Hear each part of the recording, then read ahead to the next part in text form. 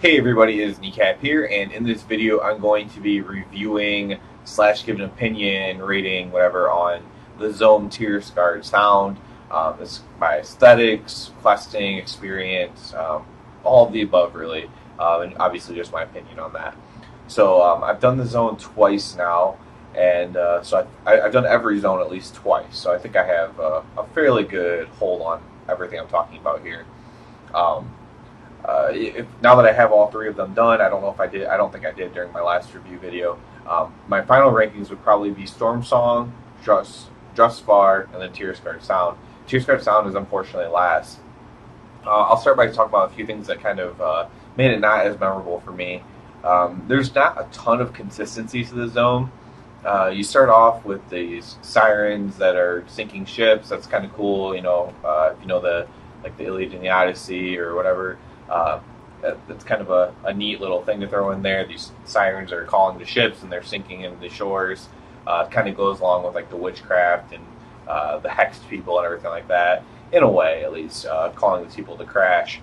You're helping out some misfits, and then after you're done with that, you kind of start dealing with pirates. So you go from one kind of thing to another. Now, going from misfits to pirates isn't that far of a stretch, don't get me wrong.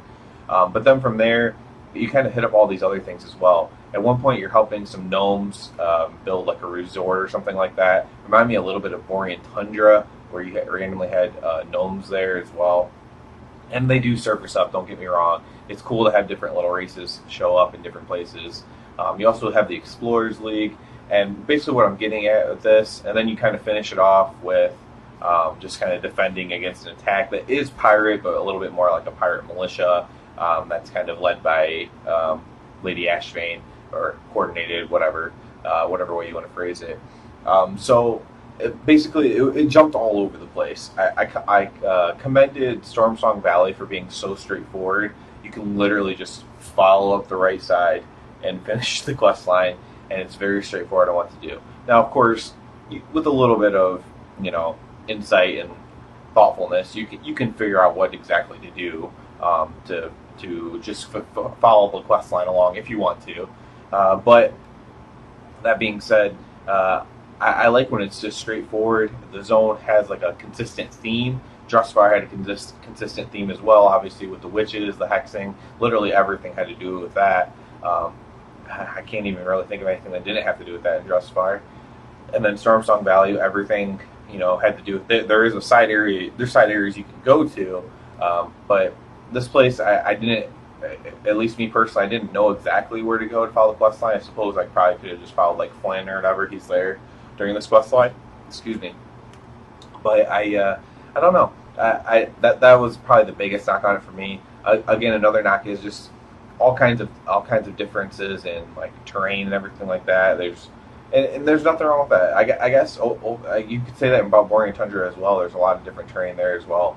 And I guess that's not always a bad thing, but I was a Howling Fjord guy over Borean Tundra, so I guess maybe that's bringing me back memories of that, which I didn't really like. But it definitely was not my favorite at all. The zone looks fine, I suppose. All the zones look fine. They try to put effort into that ever since Mrs. Pandaria. But again, not very consistent in any way. Basically, that zone isn't. So if you don't care about consistency, you might completely disagree with me because you might just like pirates or whatever else. But unfortunately for me, I would probably have to put this, last out of the three zones as far as questing and just the way I enjoyed being there and everything like that. I'm trying to think if I have anything else to say about Storm Song. That right now the final quest is bugged, so maybe there'll be a cutscene that would dramatically sway me to the other end. I have not seen the final cutscene. It is bugged. From what I can tell on the forums, it's been bugged since at least like May 22nd. So it got bugged sometime. It looks like maybe while my computer was down. So I didn't get a chance to see it. Hopefully that'll be fixed soon. That would be nice. I would like to see that final cutscene.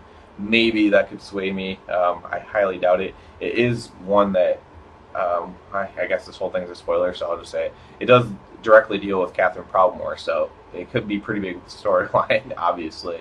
So maybe it could sway me. I highly doubt it. I highly doubt they would take over Drustvar for me. But oh well, I guess it wasn't that it was a bad experience. I felt like the quests were easy enough. Not a ton of drop rate quests, like low drop rate quests or anything like that. It didn't seem like kind of got through the zone fairly quickly and easily. So I guess that would be points for it. But yeah, so again, Storm Song, Drustvar, Tirisgarde Sound in that order is my final rating on the zones. Yeah, other than that, everybody have a good one.